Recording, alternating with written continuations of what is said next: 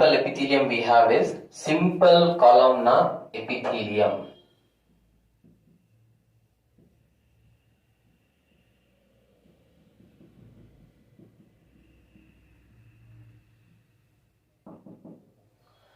So here, first of all, let me say how the structure of these cells looks like. Okay, so they are generally, dear student, they're pillar-like. See, like this you can find these cells. They are almost pillar-like.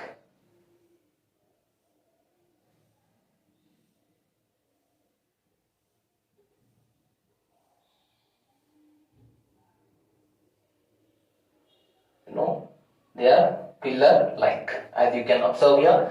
And the nucleus you cannot find at the center. Generally, at the anterior position, a very big nucleus can be seen here. Alright.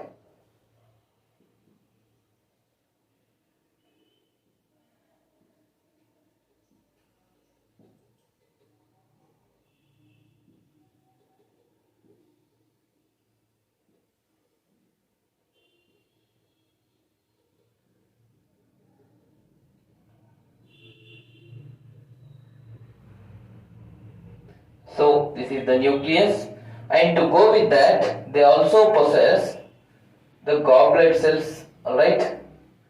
So for their secretion, they have certain cells here called goblet cells. Alright. See, these are goblet cells, and they are present generally. Right. They are lined by, as I said you, they also have the basement. Okay. So generally we can find the basement in almost all the types of epithelial cells. Okay. See, a very big cytoplasm, very prominent, and peripheral nucleus we can find here. To go with that, certain specialized cells as I have represented here. In many cells you can find, few cells I have represented here. So they are called goblet cells. Alright. So further, so this is basement. Alright.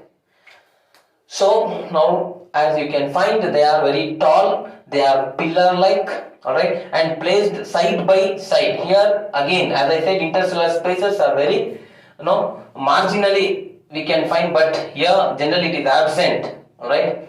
And further, their free surface is generally very smooth. As you can observe here, their free smooth, they have free smooth surface. They don't have any cilia or any other structures as such. Coming to the nucleus, as I said, peripheral, and what is the shape? Oval. It is oval in shape, dear students.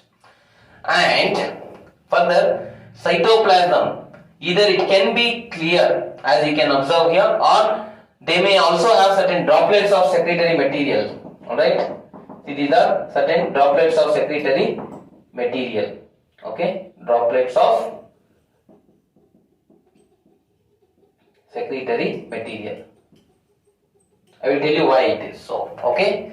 Now, let me tell you, generally from the vertical section you can find these cells as pillar-like, but in the viewpoint of this, what we can say, the surface view, they look polygonal. Alright. Coming to their location, you can find them in the lining of stomach,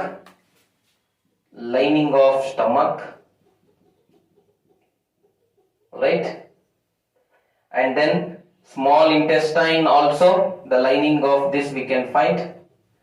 See, when I am saying lining, so they are generally, only on the surface. Alright, the epithelium they form, okay, of stomach, the small intestine, as well as we have colon, gallbladder. Okay, colon is a part of large intestine. Gallbladder is a structure which stores the bile.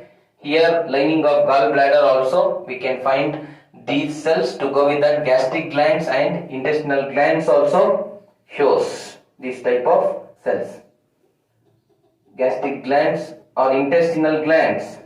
Intestinal glands can also be represented as, alright, crypts of Leberhan. Alright, these are intestinal glands. Okay, so here as well we can find, to go with that, even in certain regions of pancreas, alright, we can find this columnar epithelium. Okay, so this is their location. Let me repeat: lining of stomach, small intestine, lining of colon, gallbladder, gastric glands, as well as intestinal glands or crypts of liver, and few parts of pancreas, we can find simple columnar epithelium. And let us understand few important aspects. I said you that these cells are having certain specialized cells called goblet cells. Hence, these cells help in secretion. So we can say now these cells as what? They are secretory in nature. They perform the role of secretion. Now let me tell you, certain cells of especially this epithelium, stomach and intestine, they produce mucus. Alright?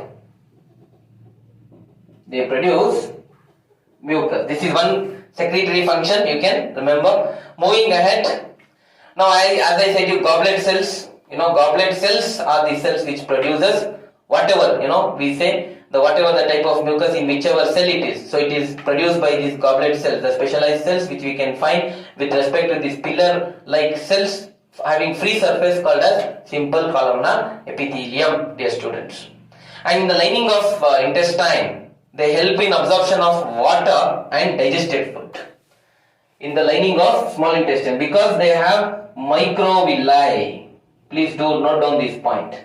The first point I said, secretion of mucus from the goblet cells of stomach and intestine especially, and particularly with respect to intestine, they have microvilli on their free surface. Like we say, because of this presence of microvilli, we can say brush border columnar epithelium. Also, we can represent these, tissues as. Alright. So now these microvilli, okay, I have already told absorption of water and digested food. So overall, we can say they help in protection, they help in secretion, and they help in absorption. Alright, these are the three functions: protection, secretion, and absorption. Alright, this is all about the simple columnar epithelium.